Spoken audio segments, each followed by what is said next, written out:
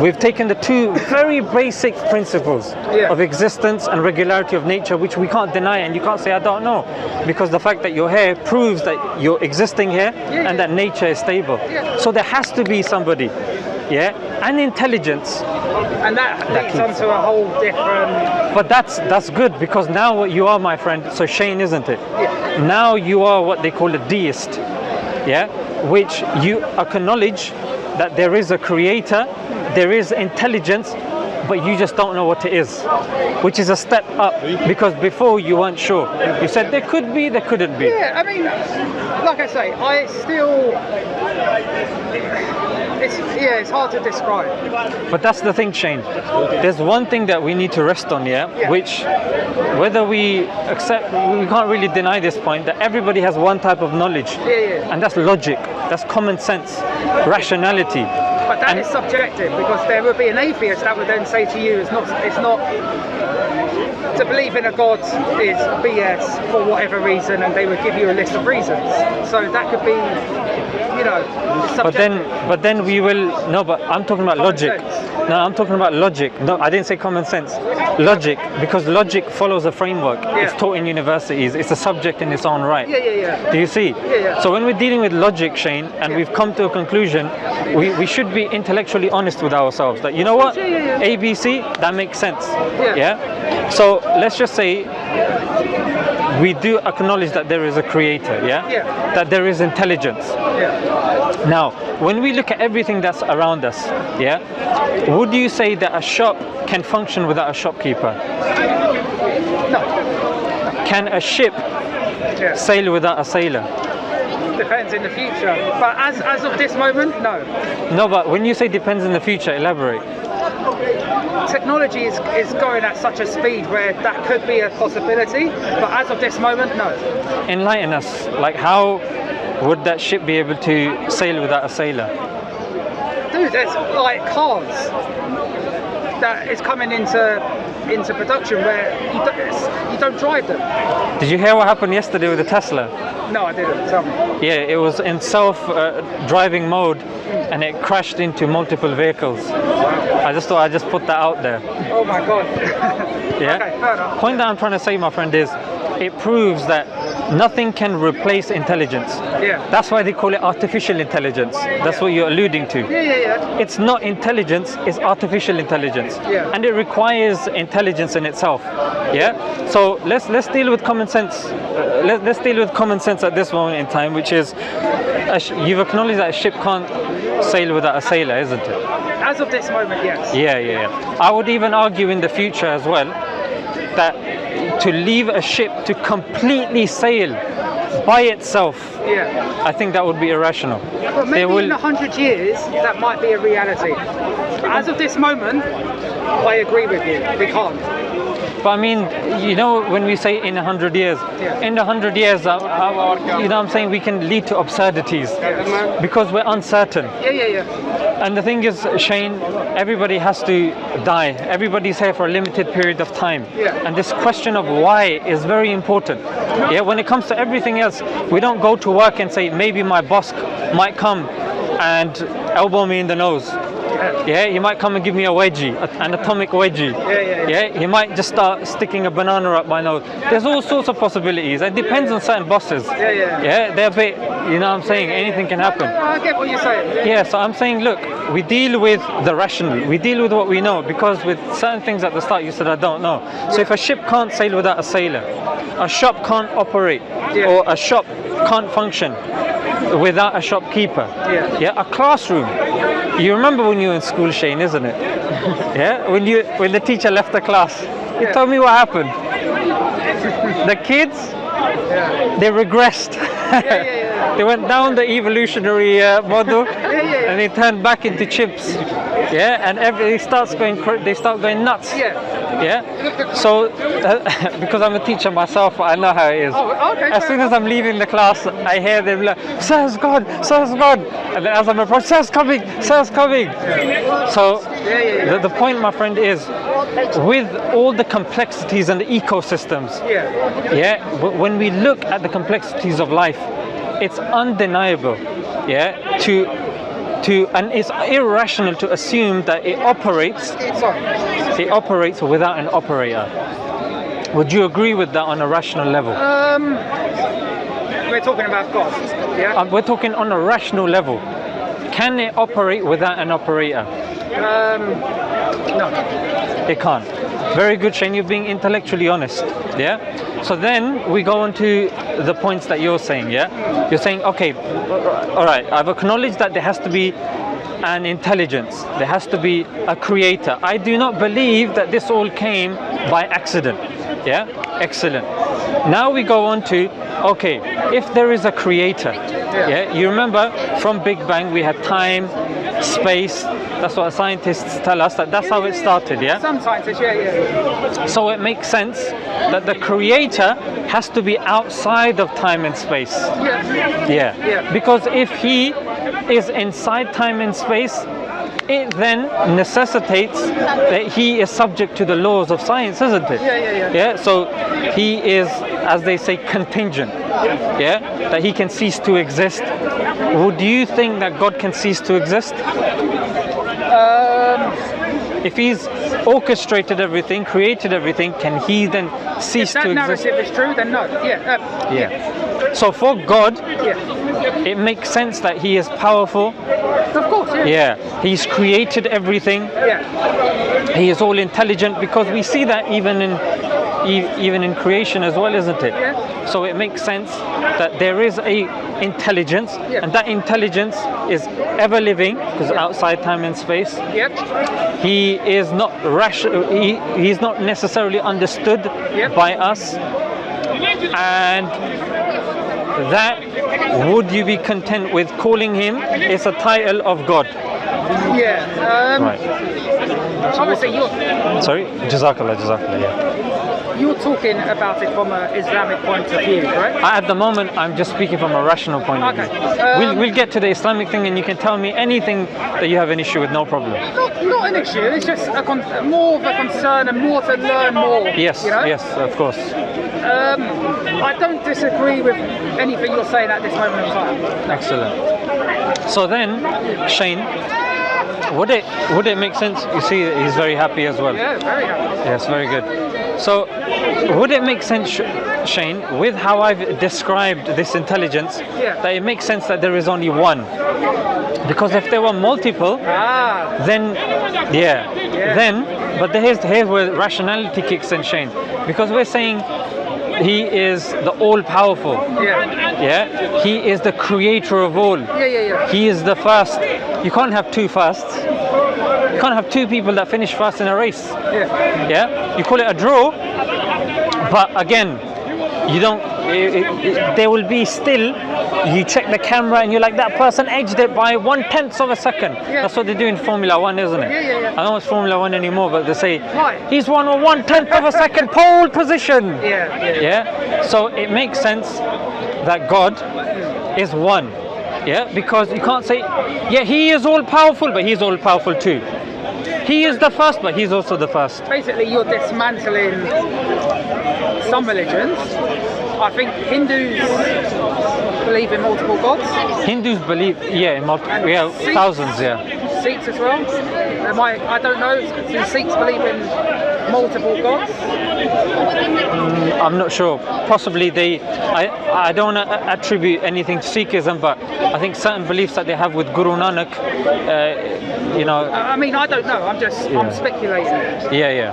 But the thing, Shane, is at the moment, the thing is, what you have to understand, we're all products of our society. Media, misconceptions, people's stories do affect us. And we do understand that there is a narrative, and the narrative nowadays is not pro faith, pro religion. It's more in their favor, the powers that be, to keep us consuming, to not keep us thinking about our purpose. Because if we start thinking that we are not defined by what we are purchasing, then they don't make their money. So they have to make you think, Shane, that you're not good looking, you're not handsome, because you're then going to go and buy extra grooming products. They have to tell you that you don't have a six-pack, and these women, they like the six-pack. Yeah, so you're going there doing the stomach crunches, and as it's obvious, I've been slipping on the stomach crunches. Yeah. I've got the one pack. I just need to get 5 more. Get in there one by one. Yeah. So the thing, Shane, is that's why I'm not dealing with the religion at the moment. I'm just getting you to think rationally how we can arrive at the conclusion that there is a creator, and the creator has to be one. Yeah. Yeah. And then, Shane, it makes sense that that creator, after he's created us, it makes sense that he then sends an instruction manual. For example, I don't know about you, but anytime I buy like a shelf from IKEA, I have to sit there and get my thinking cap on and start looking at the pictures. And now imagine if I didn't have that instruction manual. I'd have a shelf that normally should be here, but my shelf would probably be here. You got one compartment there, one compartment there, one compartment dangling over there. It'd be all over the place. Yeah. Now, if I get an instruction manual, I appreciate it. Now, if IKEA go, you know what? We've seen your videos. We appreciate you.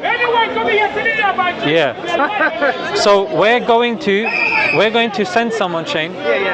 We're going to send somebody that's going to help you understand that instruction manual. You'd appreciate it. So what the theistic religions believe, Shane, is God then sent instruction manuals and then sent prophets to explain those instruction manuals. Yeah. So prophets came after the books to explain the books, and that's rationally, Shane, how you can understand that there is a God. Number one, that there is one God. Number two, number three, rationally makes sense that there is scripture that God sends for us to understand. Number four, it follows therefore that there are prophets that have been sent. And then I know you want to say something. Now, everything you're saying, I don't disagree with. Excellent, Shane. Okay, but really, the point of talking to you in particular is because I have a lot of questions and concerns, maybe. Let's go for it. About Islam. Okay, in a respectful way. Of I don't course. want to offend anyone. Shane, it's not about offence. I'm giving you full authority to ask whatever you want. Okay. Pressure's on, eh? I can assure that these people, they're a very friendly bunch here. You can see this one's a bit dodgy though. No. Trust me, people that have been following my content know. A couple of weeks ago, one guy was standing where you're standing. He said, Allah is fail! Allah is fail! Last week, the same guy was saying, your God is small, this small. A few weeks before, somebody said, I think Prophet Muhammad had mental tendencies. So I've had it all, Shane. You don't have to worry about that. I don't want to offend anyone. I don't think these people are going to get offended. But, they're just enjoying this conversation. Let's get to the meat and bones. Let's go for it. I like meat. And as you can see, I have bones as well. Sharia law. Okay? I love how you said it, and then you paused and said okay, to see if it's landed. No problem. Sharia law. No, and I know Sharia law is prayer, it's giving to charity. There's a lot of good stuff that I respect. What I don't respect is the apostasy law. Now, if Islam was true, you would not need to have that. You would not have to kill someone for leaving Islam, if it's true. I don't know if you agree or disagree with that, but that's fine. From your knowledge, is there any other religion that has the apostasy law, or that discuss it? Judaism does. All right, and that's in the Bible. You agree with that, yeah? Yeah, it's in the Old Testament.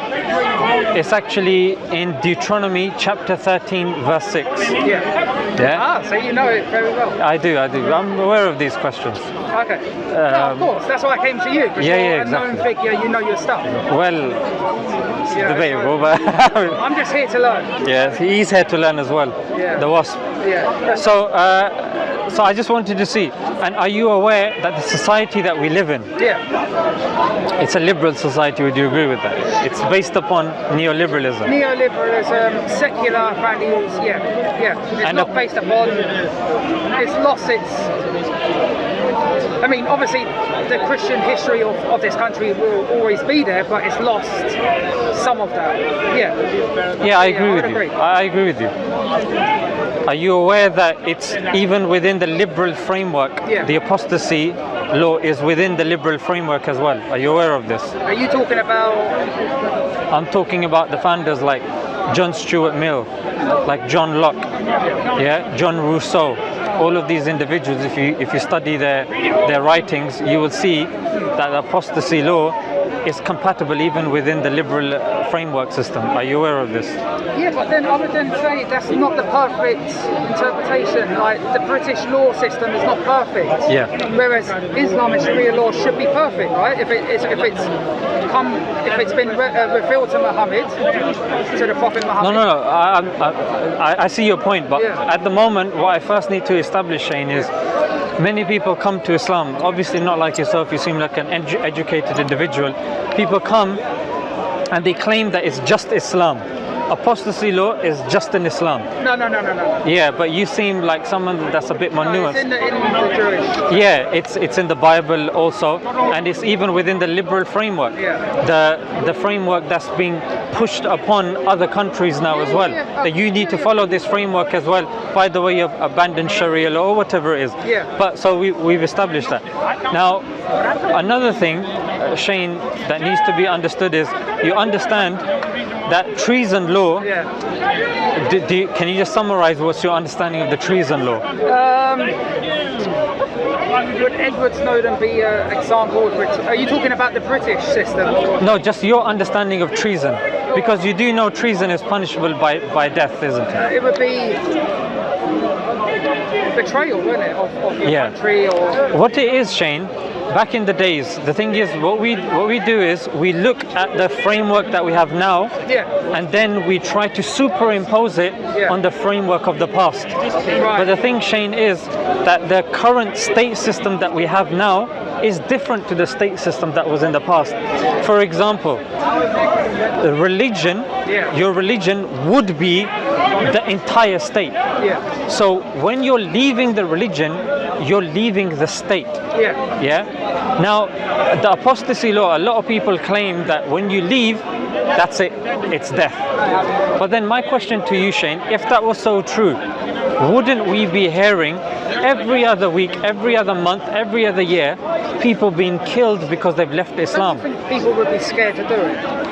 No, I wouldn't say so, because look at the amount of Muslim. In fact, I would argue that the most populated Muslim country on the planet. Is it Indonesia? It's India is definitely amongst them. Let's just say, for argument's sake, India is not a Muslim country. Okay, Indonesia, Malaysia, Egypt has Coptic Christians there. Saudi Arabia. Have you ever heard, Shane, of a Muslim country that has killed an apostate in your recollection? Have I? Not country. I've heard of groups do it. Which group? ISIS. Are you aware of ISIS? What they do? Like in terms of who ISIS is? Yeah, I know they're created. There's not a single Muslim, a credible Muslim scholar or group that considers ISIS to follow mainstream Islam. That's just one example. So of course. But I'm saying that if this was sanctioned by Islam, there are countries that claim to follow Islam, isn't it? Like you've got the Islamic Republic of Pakistan. But if I ask anybody, have you ever heard of somebody killing an apostate? They say no. But why is it in the book then? Like, why is it part of it? The thing, Shane, is what people like to do is it's there as a deterrent. Many of these punishments that you will possibly have in your mind, Yeah. they are deterrents. Yeah. Now, if deterrents aren't there, I'll tell you what's going to happen, Shane. If people leave from the MI6, Yeah. yeah, for example, Catherine Gunn, when she revealed what America was planning to do Yeah. with the UN, with regards to the Iraq war, Yeah. it was game over for her. It was game over for her. Yeah. We look at Gary Webb. When he exposed what the CIA was doing in Nicaragua, it was a problem. He had a mysterious death. Edward Snowden, you quoted. Yeah. So the thing, Shane, what I'm saying is, look, we're not going to hear, we're not standing here and we're sugarcoating that anyone can come in and claim to believe and then leave and then start hurting the Muslims. Yeah. There needs to be a consequence. That, Shane, if somebody comes, and I'm telling you, every country, if you work in the Secret Service, you work within the higher echelons of the politics, and then you go and you start causing problems for that country, I'm telling you there will be a consequence. Now the point to consider here is you're saying death. But that's the thing. That's not the Jumhur opinion. You don't just... What's the... Jumhur means that's not the consensus opinion. Okay. Now, you see, oh, somebody's left the religion, that's it.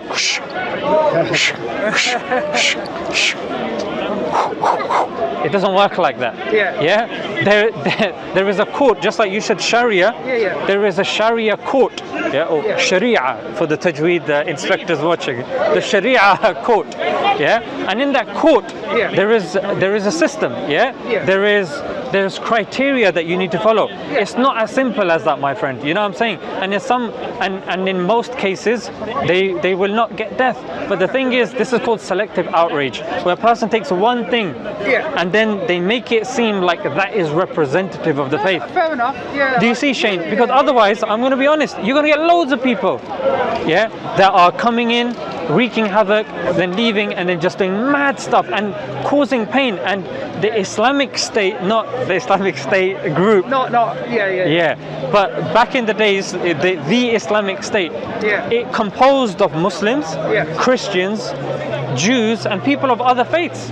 So if you then leave and you cause even issues for Christians and Jews, no, it's not just Muslims. Do you see, Shane? No. So logically, like I say, I'm here to ask no, questions that's and absolutely learn. fine. So I might have some misconceptions. But you're satisfied with that, yeah? Yeah, I mean. Okay. What's your next?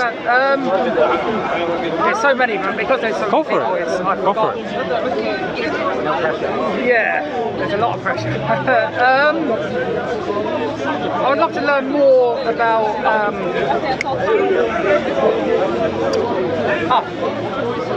Why is there so many ex-Muslims that hate Islam? And literally their whole mission is to convey people to stay away from Islam. Very good. Okay. For that, you need to understand somewhat the geopolitics, And if you look at the geopolitics, Shane, you will realize in every society there has been a scapegoat. Now, there's a really good book. I know the color is a black and red book. It's called The Islamophobia Industry, by Nathan something. So what he says is, previously, in fact, there's a book called Killing Hope by William Bloom. And in this book, he compiles 50 countries that since World War II, the United States has interfered in. 50 countries, and it's a catalogue. And most of them, the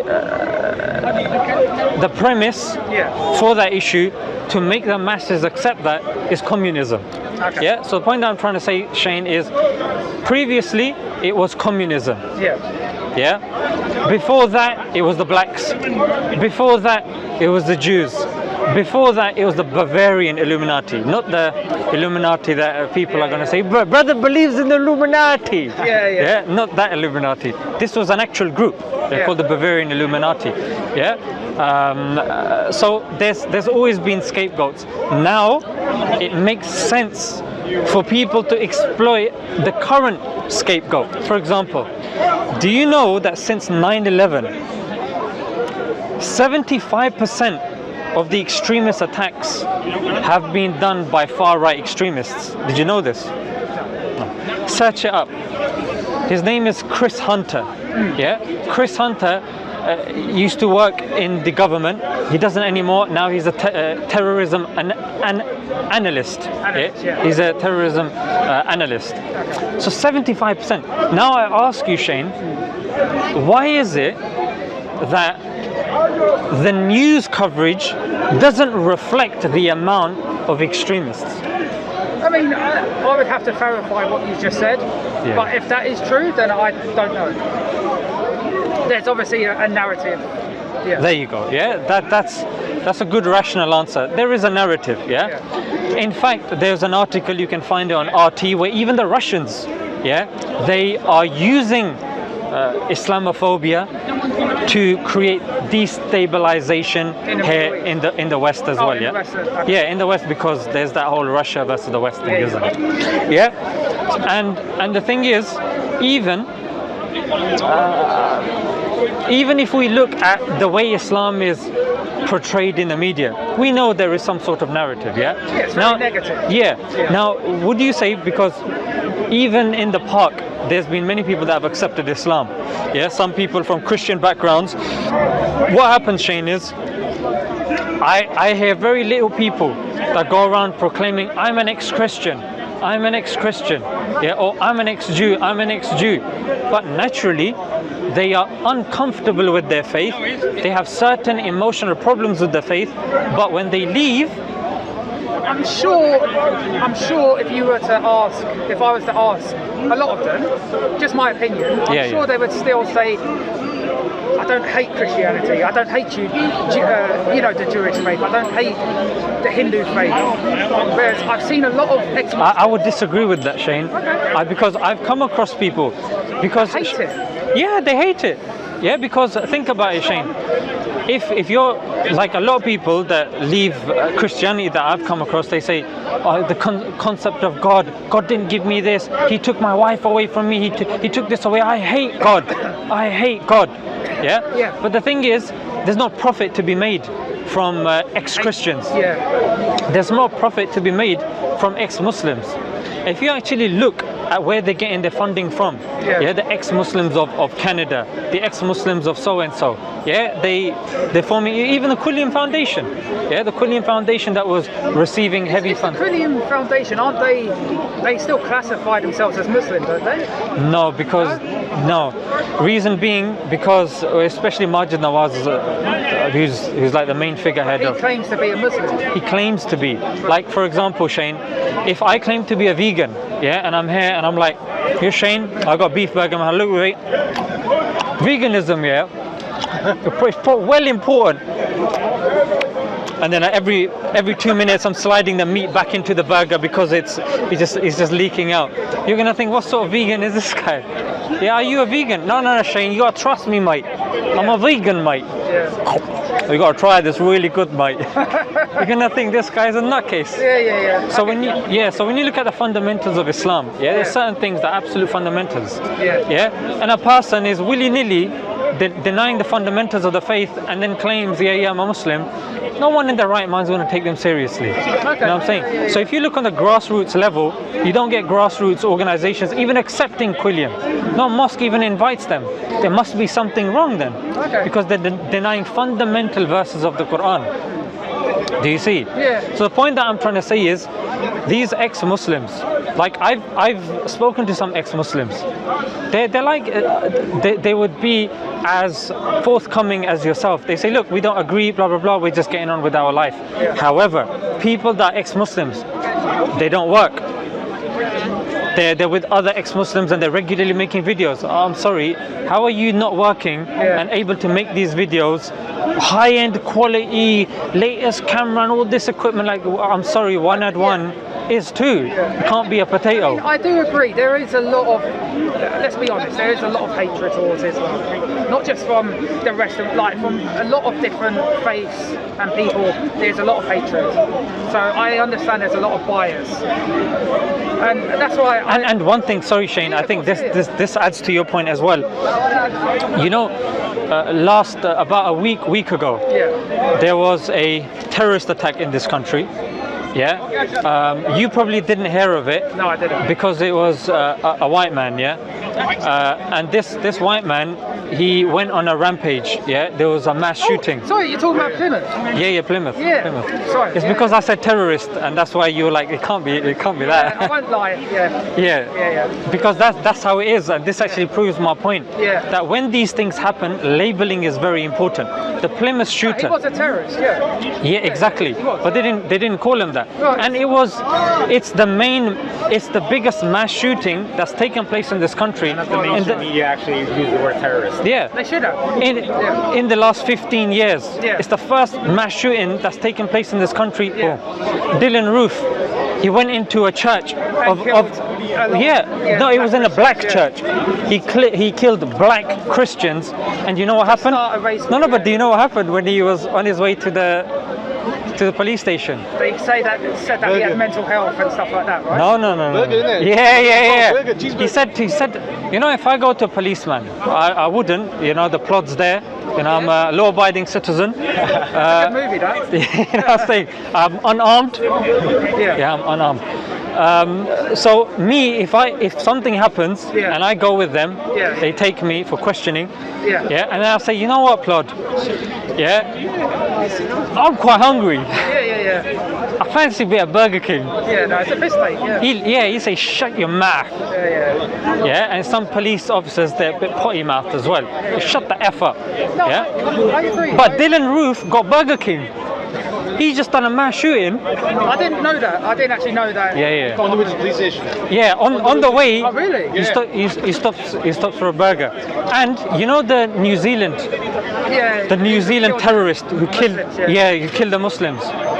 Front page of the Daily Mirror or one of these tabloids. There was a word that is etched into my psyche. Yeah. Don't really likes me. Yeah, I know. It's etched. They call him angelic. This was on the front cover. Angelic. The word. A term of endearment, isn't it? It's a term of endearment. And in the metro. This was about a year ago. I remember because I screenshotted this. Would you say any baby is capable of extremism? Any what? Any baby? No. But front page of the metro. Jihadi baby. No, it's wrong. Yeah. It's wrong. You know what I'm saying? With that, yeah. But point that I'm trying to say is when it comes to terrorism, it's selectively used. Yeah. No, I agree. Like with the Plymouth shooter, it wasn't mentioned. Last year, there were 4 terrorist attacks in the United States in one day. 4. Wasn't reported. I told you since 9/11, 75% of the attacks have been far right.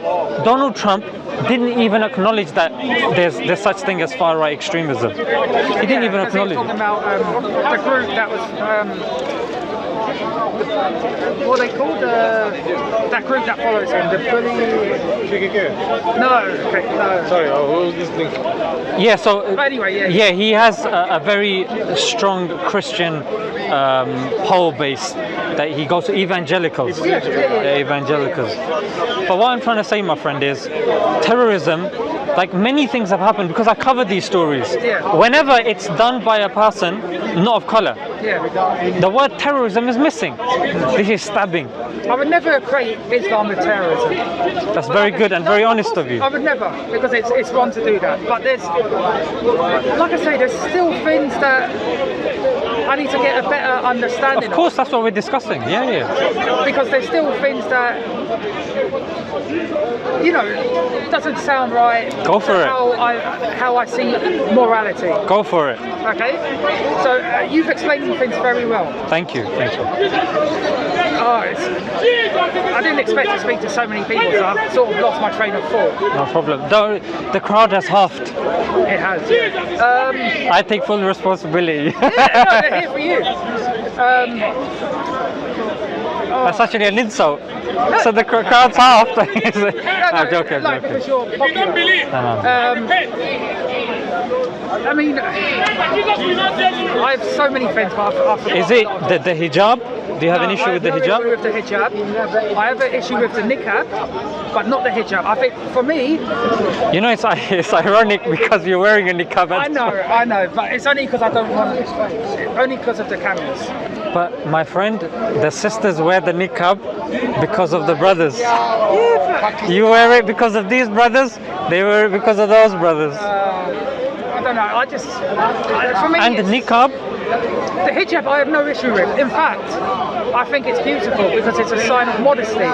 even in As this long as a woman doesn't get forced, it's beautiful. I can't sort of disagree with a woman. Shane, even in this country, you got this guy over here, he's from Manchester. In Manchester, 1901. I'm Chelsea. 1901 Yeah. in Manchester. Yeah. There's this footage that came out. It was on Channel 5. Yeah. They've coloured it now. Yeah. Before it was black and white. Now it's in colour. It was British women in Manchester going around with hijabs on.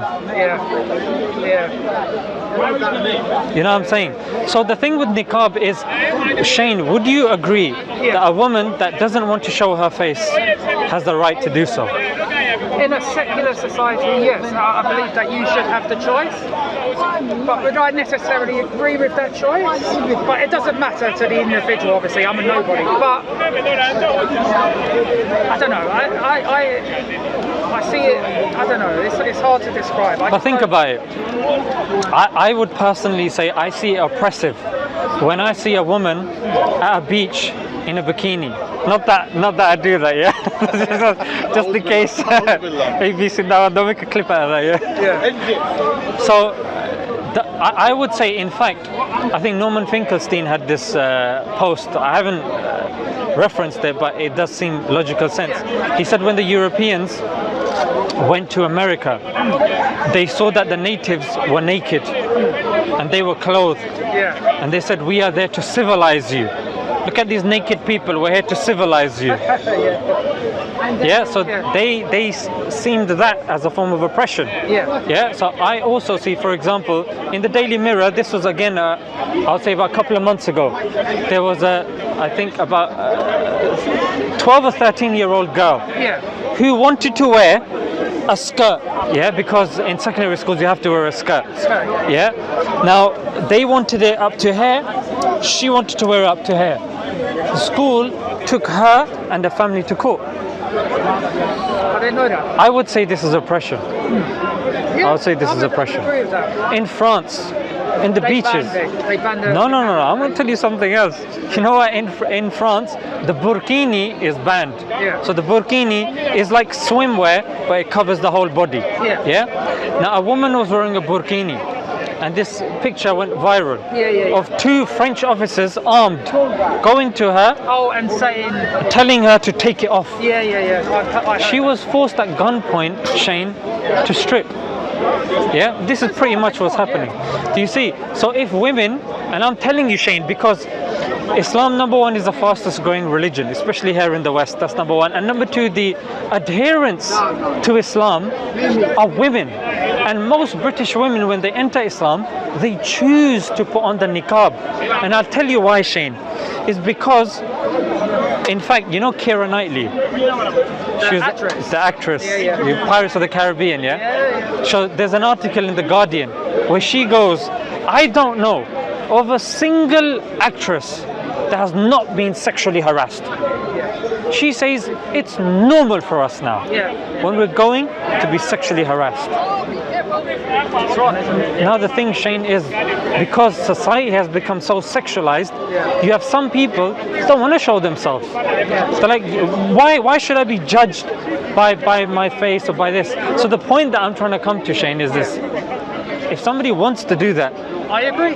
Yeah. I agree. If you want to wear the niqab, I personally have no issue with it. There you go. And I think if France is not my country, if the French want to ban it, it's up to them.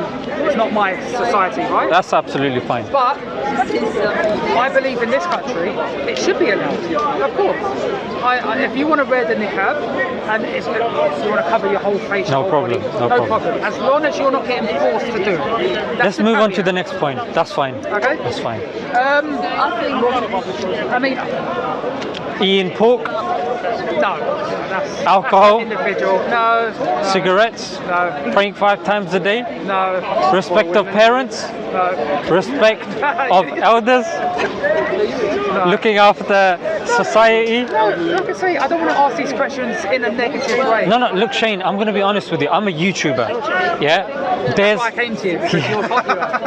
There's not a single day there's not a single day that I wake up and I don't see someone insulting me, my family, my channel, my dignity. I guess I'm desensitized to one that. of my contentions, and it probably hurts you more, is there's so many groups that claim to be Muslim that do so many bad things in the name of your religion, and it's just such a bad image. Okay, so I'm And that detecting. probably hurts you more than it hurts me.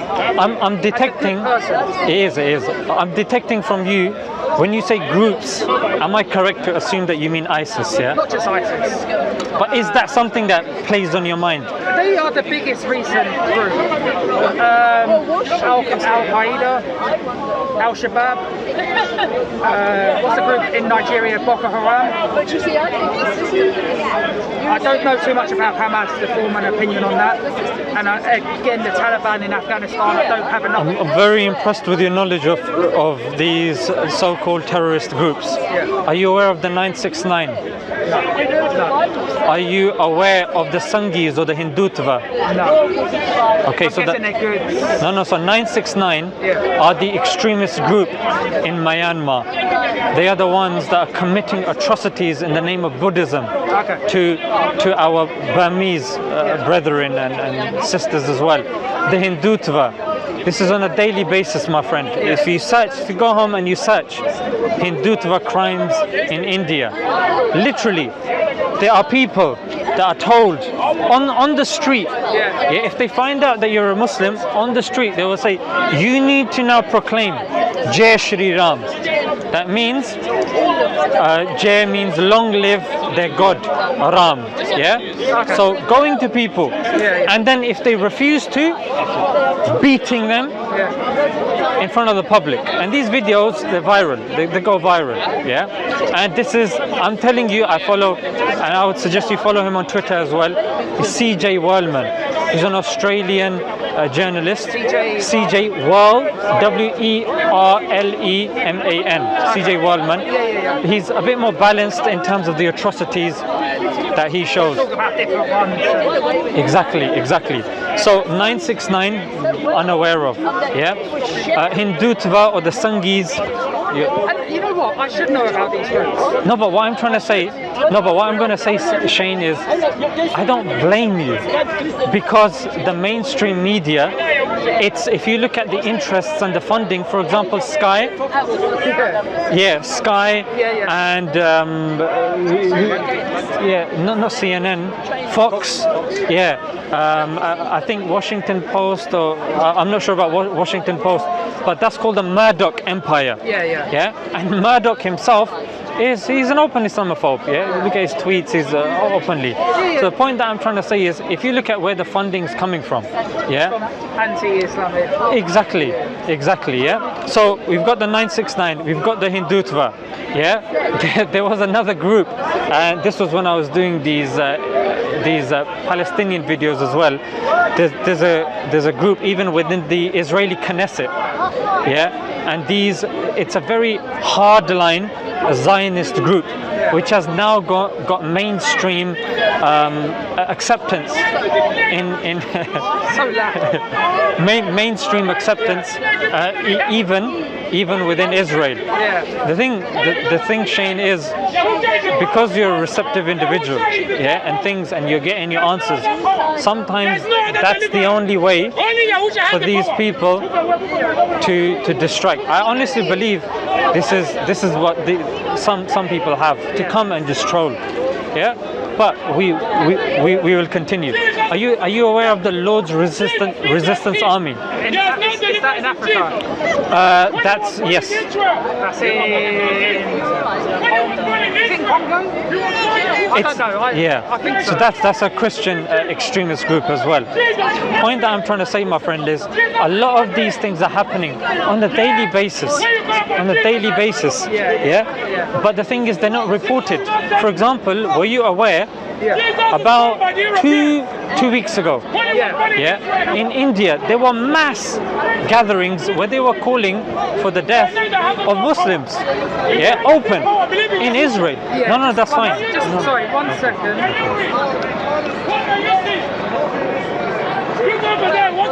Sorry, I had an important message. No problem. So, point that I'm trying to say, Shane, is there's many of these groups that don't get media coverage. Why? Because it doesn't meet the interests of the media. For example, you know this whole Israel-Palestine issue that was going on. When it came to Palestinians, when it came to Israelis, they say they have been killed. But when it came to Palestinians, oh, they've died. Now, if you look, somebody who's died, it's like in a passive way. Oh yeah, he's just died. Oh no. Killed is more aggressive. Yeah. So language is very. I think I saw your video. Oh, you did? You and Ali had a van and. We did. Yes. Yeah. The embassy. The embassy. Yeah, I can't dispute that. Yeah. So Shane, the language does play a role. It does, Shane. Yeah, it does. And the thing is, Shane, if you look into this India thing, there's a lot of madness going on in India. I saw a documentary actually. It was in Vice, probably, isn't it? It might have been where. Or Showtime. It was talking about Muslim businesses getting burnt and destroyed. I forgot the reason why, but I saw a documentary on that. Is that what you're talking about? That's also happening. Yeah. That's definitely happening. Are you aware of the concentration camps in China as well? Uyghur. Yeah. Some people pronounce it Uyghur. I just go with the Uyghur, because that's what people are familiar Muslims, with. and not just Muslims. There are some Christians that are being put in these camps as well. Of course. Yeah, I mean, there's a lot of injustices. But what I'm trying to highlight, Shane, is when you look at news, you have to be, and it's very difficult for you to be balanced because BBC, they're unbalanced. Like the way they claim to be very nuanced, but the media war, I would say, on Jeremy Corbyn was absolutely preposterous. Yeah, even if a person doesn't agree with Jeremy Corbyn, at least give the guy, proper coverage. Yeah, I mean, in terms of Jeremy Corbyn, in terms of his morals, there's some things I might not agree with him. I'm not a political person, but I could understand that he's a good person at his core. And he wants the best for everyone. So in terms of that, there's a lot of media interpretation of him being a supporter of terrorism and this and that. So I get your point. I do get your point. And just a correction, it's just entered my mind. The 75% that I said, it was actually a report that was submitted to Congress. Oh, okay. Yeah, and this was by organization. I've forgotten the organization, but you can search it up. Yeah. The 75% stat is pretty standard. But the other one that I was referring to, the British guy, who's a terrorism analyst, his stat was that you are more likely, in fact, the chance of you dying in a terrorist attack is 1 in 16,000. You're more likely to die. You're 100,000 times more likely to die in a car accident than you are in a terrorist attack. Yeah. But the way the media makes Portrays it, it makes it seem worse. Yeah. No, I get you. I mean, you've pretty much covered like the main kind of contention. My last, because I have to head off. No, that's fine. My last question is Jabi, have you got Quran? Have you got Quran? Alright, no problem. Does anyone have a spare Quran or something? Yeah. When I went to Dubai, I went to Abu Dhabi. No, normally Ali's here with the table. He normally has one. Sorry. Alright, so Shane, my gift to you is a virtual Quran. So this virtual Quran. I have actually got a Quran, but Excellent. I mean,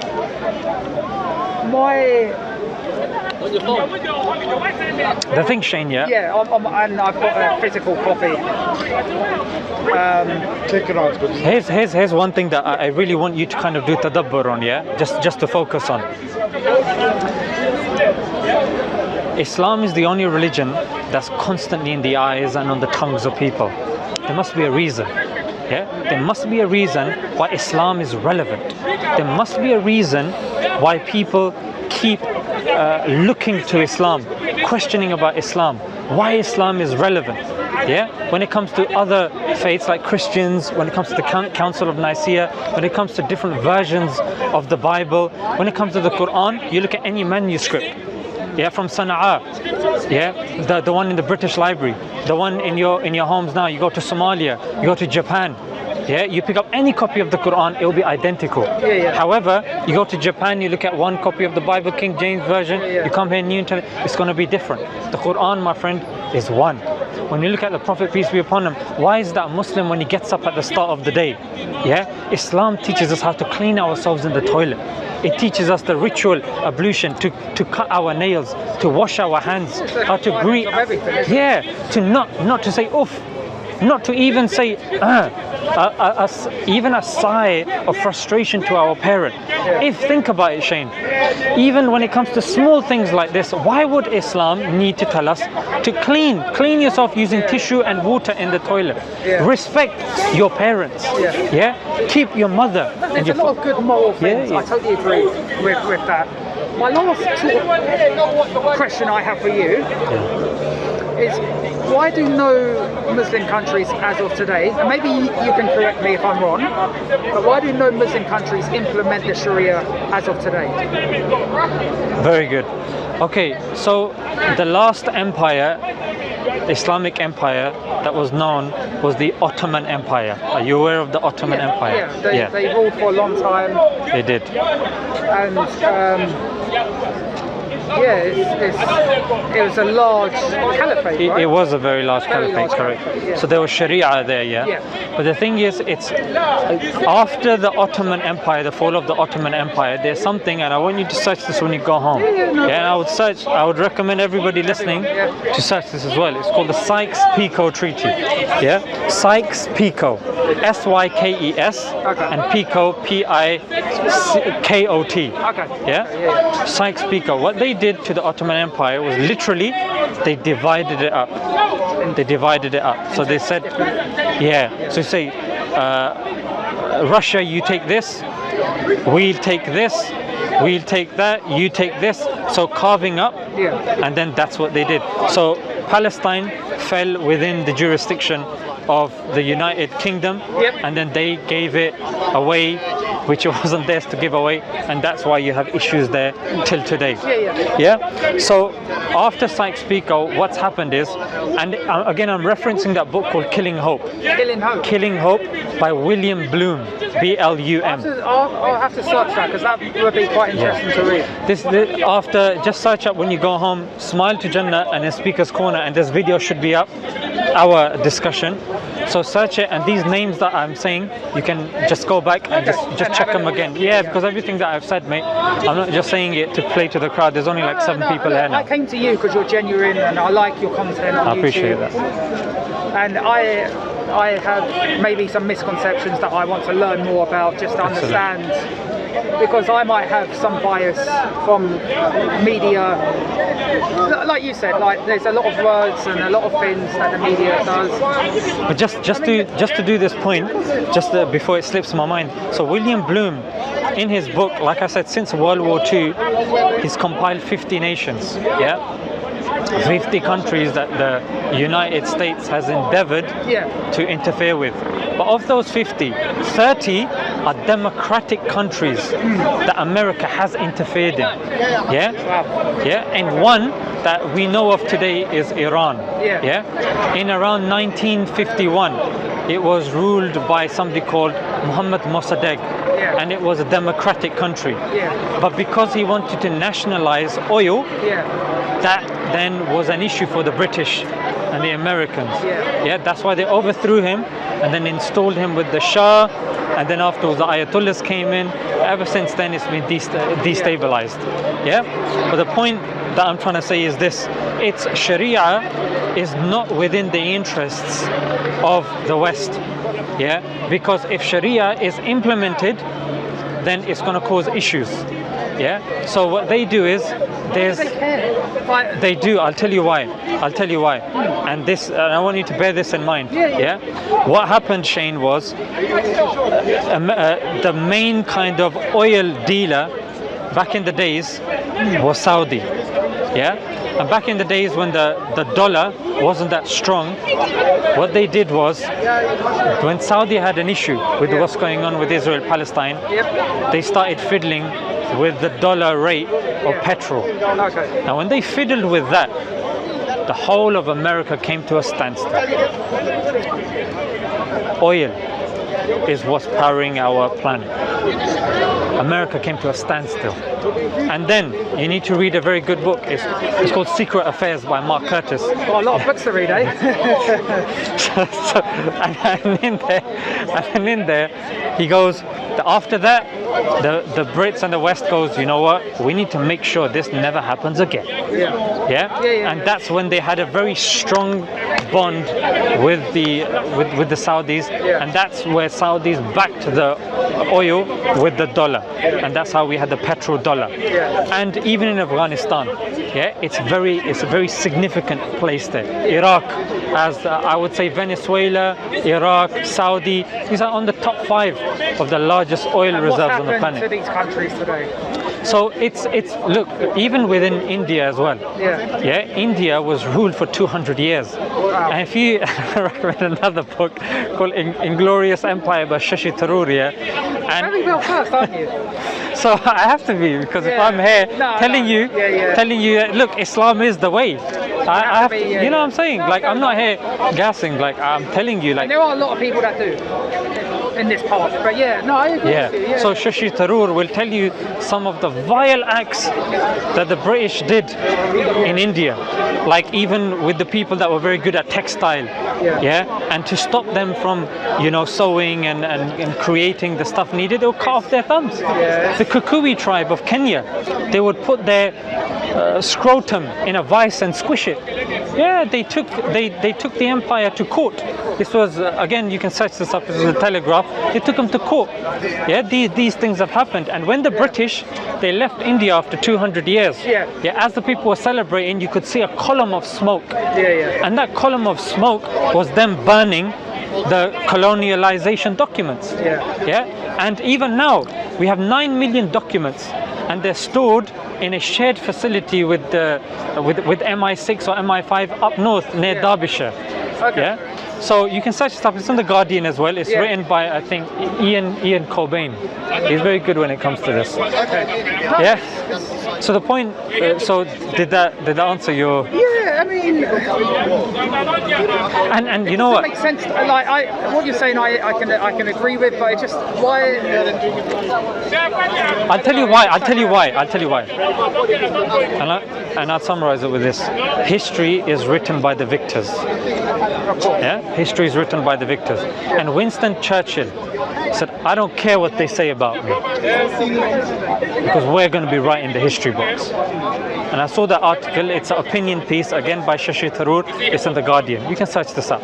In that same article, he was saying, about the Afghans, the very Afghans now You know what's going on in Afghanistan, yeah? Yeah. So with the Afghans, he said, and this again is in the same article, he said these Afghans, they need to know about they need to respect the white man. They need to know and respect the white man. Yeah? But you're not going to hear that in the narrative that CNN is saying. I get you. A point that I'm trying to say, look, Shane, is you're not living in the Ottoman Empire. Yeah? You're living in a Western neo-liberalized, post-industrial revolutionized empire, and it's this empire that is right in the history books. They're the ones that are controlling the narrative. No, I agree. Before I go, can I just ask you? And Shane, if you want to ask me any stuff, even on camera, you're more than welcome to do so. Yeah, you can take my details as well. Yeah. Sorry, I just. What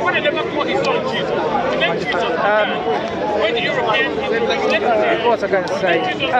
I've heard a few Muslims say that the UK is one of the best countries in the world to be a Muslim. Would you agree with that? I would, yeah. I'm born and bred. Yeah, Born, bred, margarine, jam. No, of course. But there's a lot of people born and bred here that don't like this country for whatever reason. But and I'd say they have a right to do so. Yeah, of course, yeah. Like when you say like the country, like I love living in the country, I love the people. Yes, there are certain things that I'm not going to say I love that guy Who is that? shouting. Oh, is that Piers Corbyn? Yeah. Not Jeremy Corbyn's brother. Yeah, Piers. Yeah. Anti-vaxxer, That's it. Yeah. So you would say this is one of the best countries? No, to be honest, I've been to many other countries. I love it here. Yeah. I love it here. I love the people here. But the thing is, I love it here. That's why I speak out when I need to speak out. Okay. I'll call Boris Johnson a clown. Yeah. I'll do that. I'll say Bojo the clown. At times. Yeah, you know what I'm saying? You'll agree with me. Most of the country will agree with me. He's a clown. Yeah. When what Prevent is doing to young kids that they say cucumber, and then they get shipped off to Prevent because the teacher thinks that he's talking about Kookaburra. Yeah, or shifting a kid to Prevent because he's playing a Fortnite game. Yeah, so I will speak against Prevent. I will speak about these things. But when it comes to the country and the people of the country, of course, I wouldn't be here otherwise, to be honest. Fair enough. I have, and you know what? I'm yet to come across somebody that says, you know, I hate this country. I don't know why I'm here. Like, we're living in a country. You got a British passport. You can do what you want. But constructively, if you got an issue, so you come to Speaker's Corner.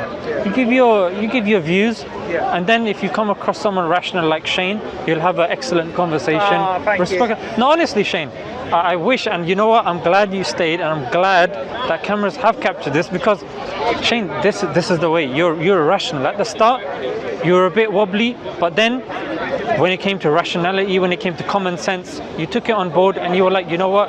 Let me hear him out. You know what? He is making sense.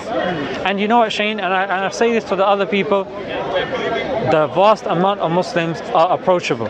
Yeah. If you have your neighbors, you have people that you go with to your schools or whatnot, I encourage you to dialogue with them. And that's why, like I say, I wanted to clarify some things with someone that I like, because I follow your channel. I've seen a few of your videos. I saw your video recently about the Taliban, and I thought it was quite interesting and constructive. You know, to take a more balanced approach. You know, I saw your video with Ali with the BBC video. You went to in North London. Golders Green. Yeah, I thought that was fair. You know, I don't see an issue with that. I thought that was quite good. Thank you. But Shane, like I said, I think you were on your phone when I said this. Yeah. Even if there's some questions you want to ask off camera, you can take my details, and then we can speak off camera as well. No, I appreciate that. Yeah. Thank you so Shane, much. look after yourself. Thank you. How do you prefer? Oh, anyway. Yeah. Do you use email? I do. Or instant? Huh? You're gonna give me your number. Turn the mics off. Yeah, I appreciate that. Yeah. Anyway, WhatsApp, Skype. All right. Or email. It's up to you. Whatever's. In Instagram, DM would be better. Do you have Instagram? I do. Okay. So just DM me on Instagram. Just say blob. Huh? You're not gonna see it. It's so much. I'm gonna do it now. Because you know what? I think smile. Okay. Smile. Smile. Oh, is it just your YouTube channel? Yeah. Oh, fair enough. Why didn't it come up? I guess you have a blue tick, right? I don't know. Oh, what? Not on Instagram. On YouTube I do. So What to write? Blog? you can write whatever you want. Oh, okay. That was just me just. Oh, okay. Hello darkness, my old friend. You can say that. Yeah. All right. Guys, thank you for the conversation. I appreciate No, my that. pleasure. All right. So that's you here. Yeah. I'll put you in general, and I say hello. Yeah. No, I appreciate And then any questions, mate? Because I know even on camera sometimes you're Yeah, I mean, watching your words, but Yeah, because I was planning to have a one-to-one, so I've never been filmed, so it's hard for me to get everything that I want to say across, because obviously it's a bit nerve-wracking to have so many people on me. That's why I wanted to wear the mask. especially these brownies. No. Yeah. No. I get it. But yeah, no, I really enjoyed it, so thank you. I appreciate Thank you that, for the Shane. conversation. And like I said, my friend, I will also pray for you, but I say this to anyone that's sincere. Yeah, there's a pill that you take. Yeah, this pill is It sounds like the Matrix. A red pill, blue. it's a metaphorical pill. Yeah. And here's what you do: you go home today, Shane, and you just raise your hands in whichever way you feel comfortable. Yeah, and I think you've heard this. Yeah. And you say, Lord God, whoever you are, wherever you are, guide me. Yeah, guide me to the straight path. Help me reach the path. I genuinely want to know. Yeah. I'm scared of what I've heard, but there's just so much misinformation. Yeah. You can see today I went and I spent 45 minutes, an hour speaking to Smile to Jannah. Yeah. So I've made that effort, because Shane, you know what it is, my friend? You've made the effort. You know when you're making an effort, Shane, why would God not listen? You know what I'm saying? You've made the effort. So this is now what I want you to do. You go home, you say, God, I've made the effort today. I was rational, I was respectful, and there's whatever's going on inside me, I want you to help me. Yeah. And then Shane, I'll be here next week as well. And you have You my come here every details. week now, then? Yeah, I'm trying to come every Sunday. Because if I'm not mistaken, like a lot of your videos are from that room, right? It is on the sofa, yeah. Yeah. The sofa. But you're going to come down here more often. I am. I like it here because, to be fair, Shane, seeing people like yourself, I think is more of an encouragement for me as well. Because, like you've acknowledged, I do read and I know my references, but the thing is, sometimes all it takes is the person that's there with an open mind, and who knows, mate. Thank you so much. Yeah. Love, my Thank bro. you. Yeah. It's really good talking to you guys. Thank you. He'll guide you. Thank you. Yeah. Might as well shake everyone's hand. Right, but thank you. Yeah. Thank you. Do that. All right, cool.